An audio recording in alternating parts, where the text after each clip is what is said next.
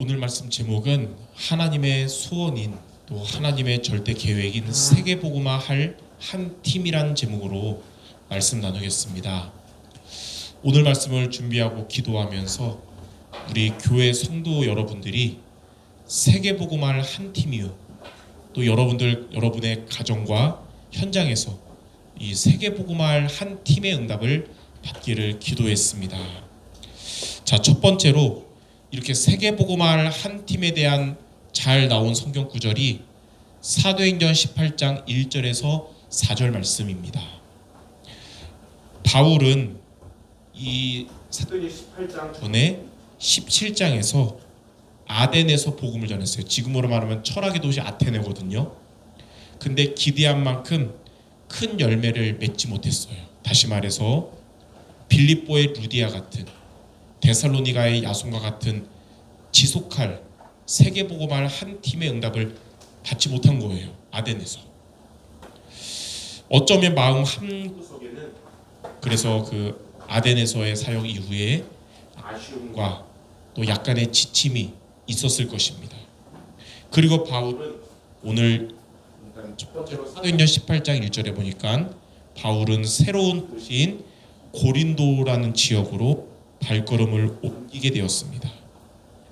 근데 이 고린도는 어떤 곳이냐면 이때 당시에 무역의 중심지였어요.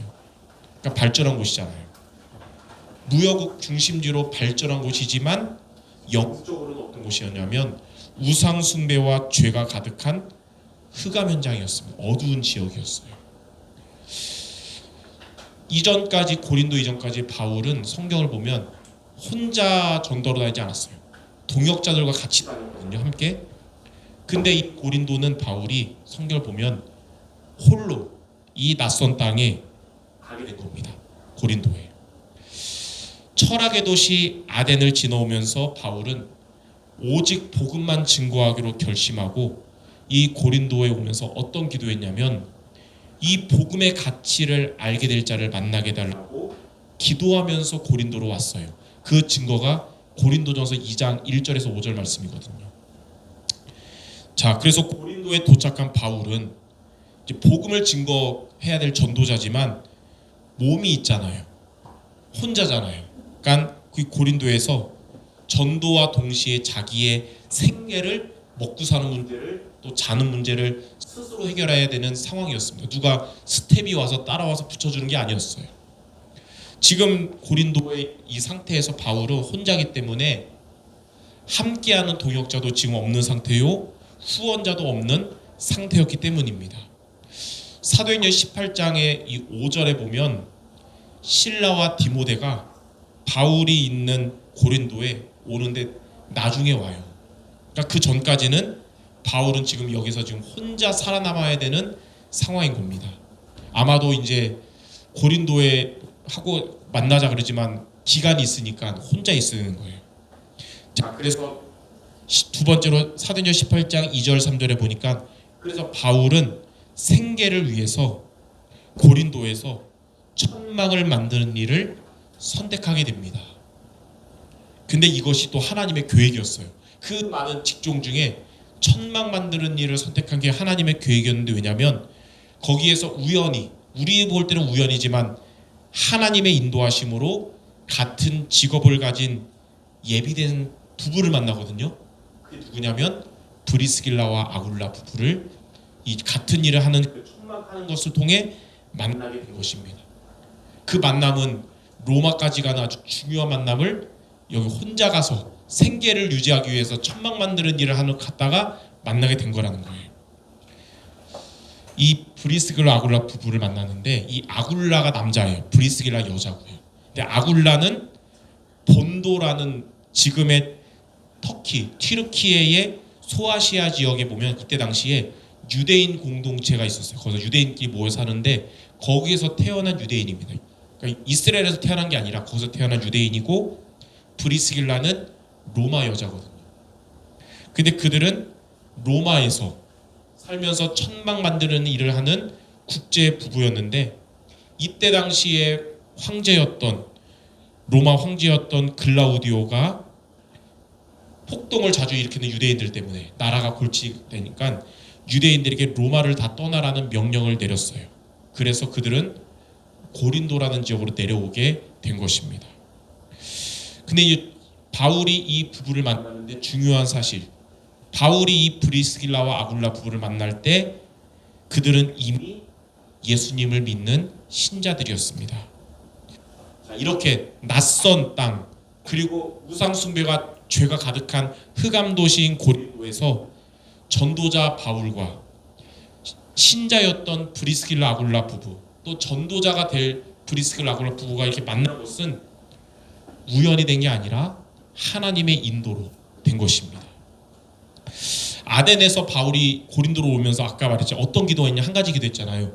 그리스도만 말하기로 결심했고, 이 그리스도 복음의 가치를 아는 동역자 만나기를 기도한 바울의 기도를 하나님은 이렇게 들으시고 응답하신 겁니다. 바울은 이 부부의 집에서 함께 먹고 자고, 낮에는 같이 천막 만드는 일을 같이 한 거예요. 천막을 같이 만들었어요. 근데 우리가 그냥 보통 천막 만드는 일을 했구나 그러는데 주석책 보니까 아주 고된 일이었다는 거예요. 천도 자르고 같이, 바울도 같이 자르고 바느질도 같이 꼬매야 되고, 그리고 이제 뼈대도 세우고. 그러니까 위대한 사도 바울이 이 낯선 땅 고린도에서 한 신자 부부와 함께 땀 흘려 일하면서 생계를 유지한 것이 바로 사도행전 18장 2절 3절인 것입니다. 자, 이렇게 바울이 고린도에서, 낯선 땅에서 외롭고 막막했을 때 하나님은 브리스길라와 아굴라라는 동역자를 만나게 해주셨습니다. 그들은 같은 직업을 가졌다는 공통점 때문에 만났지만 이들의 만남은 단순한 비즈니스 관계가 아니라 하나님 안에서 맺어진 영적 관계며 전도 운동의 동역자의 관계가 된 것입니다. 이렇게 하나님이 이끄신 거예요. 자, 근데 세 번째 보니까 사도행전 18장 4절에 바울은 주중에는 천막을 만들었지만 안식일이 되면, 주말 안식일이 되면 어떻게 되냐면 회당으로 갔습니다. 안식일은 일 안 하잖아요, 유대인들. 회당에 가서 회당에 모인 유대인들과 헬라인들에게 복음을 전한 거예요. 그러니까 바울은 고린도에 간 목적은 직장 생활하려고 간 게 아니라 이 안식일에 모인 자들에게 복음 전할 목적으로 간 겁니다. 그리고 그들에게 예수님이 그리스도라는 복음을 증언한 거예요. 이렇게 되면서 자연스럽게 브리스길라와 아굴라의 집은 고린도 교회가 된 것이에요. 바울과 이 브리스길라 아굴라의 회당에서의 전도로 인해서 예수님을 믿는 자들이 이게 생기게 되었습니다. 예수님 믿게 되는 자들이 이제 모여서 예배드리기로 시작한 것이 바로 고린도 교회의 시작이 된 거예요. 이렇게. 자, 고린도전서 16장 9절에 보면 이런 말씀 나옵니다. 바울이 이렇게 말해요. 고린도 교회에게 아굴라와 브리스가와 그 집에 있는 교회가 주 안에서 너희에게 간절히 문안하고. 그러니까 브리스길라 아굴라와 그 집에 있는 교회가 바로 이렇게 시작된 고린도 교회가 된 거예요. 그러니까 이렇게 건물에 교회를 세운 게 아니라 브리스길라 아굴라 집에서 모여서 예배드린 게 고린도 교회의 시작이 되었다 이겁니다. 그리고 로마서 16장 3절 4절에 바울은 또 이렇게 말합니다. 로마에 있는 교회 성도들에게 말하거든요. 너희는 그리스도 예수 안에서 나의 동역자들인 브리스가와 아굴라에게 문안하라. 그들은 내 목숨을 위하여 자기들의 목까지도 내놓았나니 나뿐 아니라 이방인의 모든 교회도 그들에게 감사하느니라. 자, 이렇게 바울과 브리스길라 아굴라와의 만남은 고린도 지역 전도 운동의 시작이 되었고, 이후에는 로마의 전도 운동에, 로마 전도 운동까지 지속하는 가장 중요한 동역자가 된 것입니다. 그렇다면 2000년 전이지만 바울과 브리스길라 아굴라와의 만남은 그 낯선 땅 흑암의 현장에서 하나님이 맺어주신 만남이고, 그것은 어떤 만남이 됐냐? 세계복음화할 팀이 된 것입니다. 이때 당시에 이들의 현장인 고린도 지역 전도운동과 로마 복음화하는 세계복음화할 팀이 된 거예요. 저와 여러분들이 이런 바울과 같은 브리스가 아굴라 같은 이런 팀의 응답이 있기를 바랍니다. 자, 그러면 크게 두 번째, 그러면 우리가 이러한 세계복음화할 팀이 되려면, 이 응답 받으려면 어떻게 하면 됩니까? 하나님, 나에게도 브리스길라 아굴라 같은 이 복음의 가치를 아는 자를 만나게 해주세요. 어떻게 하면 이 응답을 우리가 받을 수 있을까요? 자, 첫 번째, 먼저 저와 여러분들이 복음의 가치를 아는 한 사람이 되어야 됩니다. 복음이 나에게 가장 소중하다. 복음이 나에게 오직이라는 것이 되어야 돼요. 아까도 얘기했는데 첫 번째, 고린도전서 2장 1절에서 5절 이렇게 말씀 나와요. 조금 길지만 중요해서 제가 읽어볼게요. 바울이 이렇게 고백했습니다. 형제들아, 내가 너희에게 나아가서 하나님의 증거를 전할 때에 말과 지혜의 아름다운 것으로 아니하였나니 내가 너희 중에 예수 그리스도와 그가 십자가에 못 박힌 것 외에는 아무것도 알지 아니하기로 작정하였습니다. 내 말과 내 전도함이 설득력 있는 지혜의 말로 하지 않고 다만 성령의 나타나심과 능력으로 하여 너희의 믿음이 사람의 지혜에 있지 아니하고 다만 하나님의 능력에 있게 하려 하였노라. 이 말씀의 배경이 뭐냐면 바울이 이 고린도 이전에 철학의 도시 아덴에서 그 철학자들 있잖아요. 말을 얼마나 잘하고 얼마나 똑똑하겠어요. 그들 앞에서 바울도 똑똑하니까 더 똑똑하니까 말과 지혜의 아름다운 것으로 하나님의 복음을 설득하려고 했었어요. 그들에게. 하지만 뛰어난 언변에 성령이 역사하지 않은 거예요.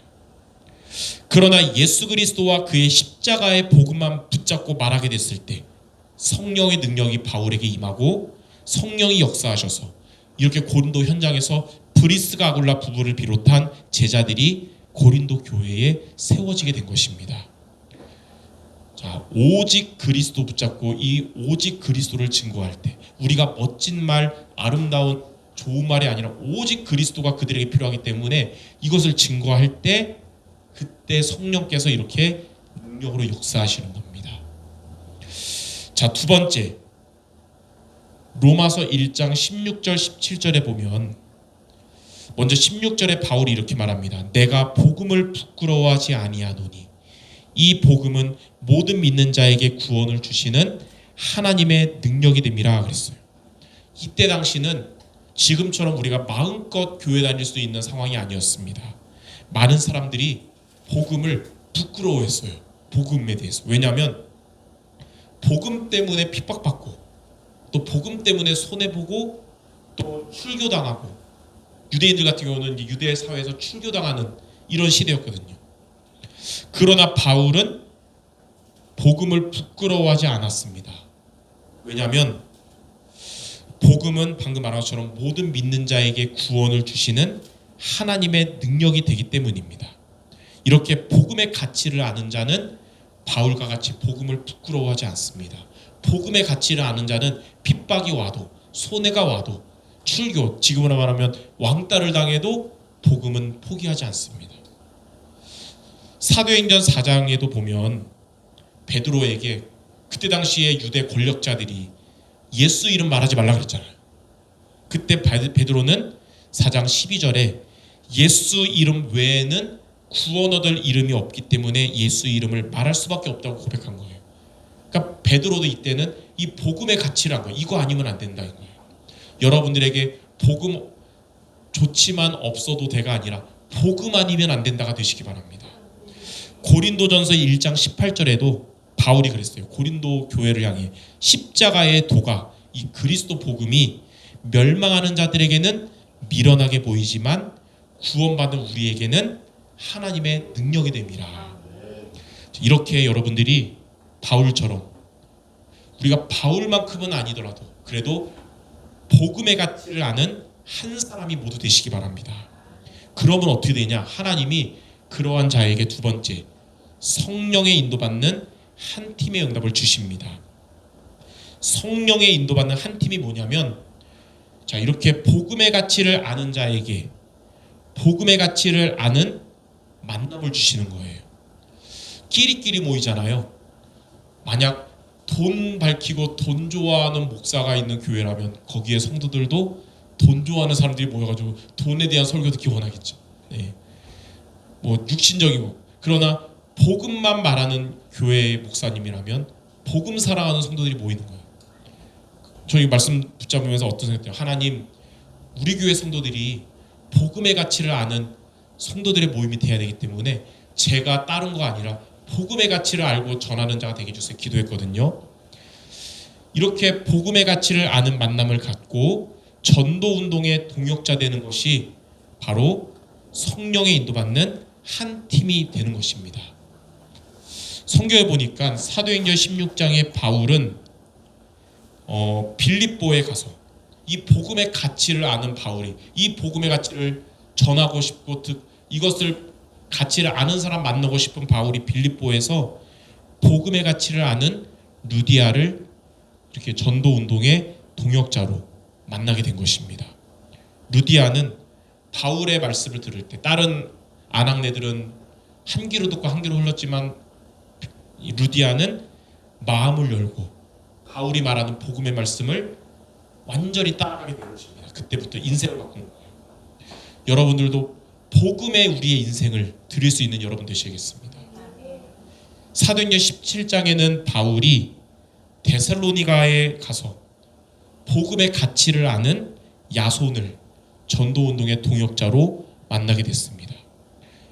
이때 당시에 이 예수님 믿는 것 때문에 큰 금액의 벌금을 내는 손해를 감수하면서도 야손은 복음을 포기하지 않고 오히려 이 복음의 말씀을 따라가면서 이 팀을 통해서 데살로니가 교회가 시작된 거고, 이 교회가 바로 이 전도운동의 데살로니가 전도운동의 플랫폼이 된 거예요. 자, 사도행전 18장의 바울은 방금 오늘 말씀 나눈 것처럼 고린도에서 이러한 가치를 아는 브리스길라와 아굴라 부부를 만나게 되었고, 이들은 복음과 전도운동의 일심전심 지속을 이렇게 하게 된 것입니다. 네. 자, 이처럼 복음의 가치를 아는 자가 그러한 자를 만나고 성령의 인도받는 팀이 되는 게 바로 오늘 제목처럼 세계복음화 할 한 팀입니다. 그래서 서두에 말한 것처럼 우리 교회 성도 여러분들이 바로 이러한 세계복음화 할 한 팀이요, 그리고 여러분의 있는 가정과 여러분의 현장에서 이러한 세계복음화 할 팀의 응답을 모두가 받으시기를 주님의 이름으로 축원합니다. 자, 그러면 세 번째, 이렇게 말씀을 받았는데 이 복음의 가치를 우리가 정말로 알게 되는 비밀은 무엇이며, 그리고 성령의 인도받는 한 팀을 이루는 비밀은 무엇이냐? 바로 세 번째, 말씀을 따라가는 여러분이 될 때 하나님은 이런 세계복음화 한 팀의 응답을 주시는 거예요. 그래서 세계복음화 전도운동은 말씀 따라가는 겁니다. 말씀을 따라갈 때 복음의 가치를 알게 되고, 말씀을 따라갈 때 성령의 인도받는 한 팀이 되는 겁니다. 하나님의 말씀을 따라갈 때 세계복음화 한 팀의 응답을 하나님이 이루어 주십니다. 자, 첫 번째, 마태복음 13장에 나오는 말씀은 씨 뿌리는 비유에 대한 말씀입니다. 자, 먼저 길가에 떨어진 씨는 어떻게 됐냐? 네 가지 밭 중에 길가에 씨가 떨어졌어요. 길가에 떨어진 씨는 그냥 그대로 길가 위에 씨가 있다가 저녁에 되니까 새가 와서 먹어버려서 없어졌어요. 그리고 이제 돌밭에 떨어진 씨와 가시떨기에 떨어진 씨는 조금 자라다가 여러 사정 때문에 그냥 멈춰버렸습니다. 그러나 좋은 밭에 떨어진 씨는 어떻게 됐냐면 잘 자라나고 30배, 60배, 100배의 열매를 맺게 됐습니다. 자, 길가는 어떤 자냐면 처음부터 복음의 말씀을 거부하는 사람을 말합니다. 예, 마음 안에 말씀이 안 들어가는 거예요. 돌밭은 복음을 처음 받아들인 것 같지만 문제 앞에서 말씀을 포기하는 자가 돌밭이고요. 가시떨기는 세상의 물질이나 좋은 것 때문에 말씀을 버리는 자가 바로 가시떨기예요. 그러나 좋은 밭 같은 사람은 어떤 사람이냐? 이 복음의 말씀 따라가는 것에 일심 전심 지속하는 자로서 세계복음화할 한 팀의 열매를 맺게 되는 것입니다. 여러분들이 복음이라는 씨앗을 받는 마음의 밭을 4가지 중에 좋은 밭 모두 되시기 바랍니다. 하나님은 이런 좋은 밭인 여러분에게 세계복음화할 한 팀의 응답을 주시는 거예요. 자, 두 번째로 요한복음 15장은 포도나무와 가지의 비유에 대한 것인데, 요한복음 15장 7절과 8절에 보면 예수님이 이렇게 말씀하셨어요. 너희가 내 안에 거하고 내 말이 너희 안에 거하면 무엇이든지 원하는 대로 구하라. 그리하면 이루리라. 그리고 8절에 뭐라 그랬냐? 너희가 열매를 많이 맺으면 내 아버지께서 영광을 받으실 것이요 너희는 내 제자가 되리라. 자, 포도나무에 붙어있는 가지는 어떤 사람이냐면 말씀 안에, 주님의 말씀 안에 거하는 자를 말해요. 그러한 가지가 열매를 맺듯이 말씀 안에 거하는 자는 당연히 8절에 어떻게 되냐면 열매 맺는, 세계복음화할 한 팀의 열매를 맺는 예수님의 제자가 되는 것입니다. 요한복음 세 번째, 요한복음 8장 31절에는 예수님이 이렇게 말씀하셨어요. 너희가 내 말에 거하면 참으로 내 제자가 되리라. 여러분이 주님의 말씀 안에 거하면, 주의 말씀을 따라가면 여러분도 참으로 예수님의 제자가 될 것입니다. 2000년 전에 베드로, 안드레, 야고보, 요한도 예수님의 제자지만 2025년 우리 성도 여러분들도 이 시대에 예수님의 참된 제자가 되는 것입니다. 그렇기 때문에 우리는 우리의 일상을 살아가지만 항상 우리의 방향은 어떻게 되냐? 주의 말씀을 따라가는 여러분들이 되셔야 됩니다. 그럼 주의 말씀을 어떻게 따라갑니까? 여기 나와 있어요.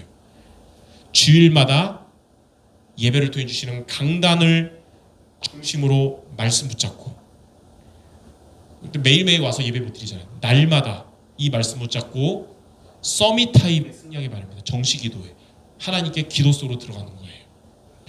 이번 주에도 강단 말씀 나눴잖아요. 예배의 자리에서 우리의 생명보다 나은 주님의 인자하심, 이 복음을 찬양하고 붙잡아라.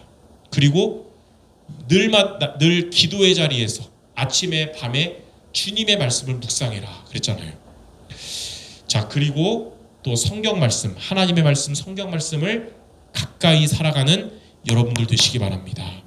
자, 이렇게 우리가 말씀을 따라감으로써 복음의 가치를 알게 되고 성령의 인도받는 만남 이루음으로써 여러분들 모두가 세계복음화할 한 팀의 응답을 바울처럼 브리스길라 아굴라 부부같이 세계복음화할 한 팀의 응답 모두 받으시기를 주님의 이름으로 축원합니다.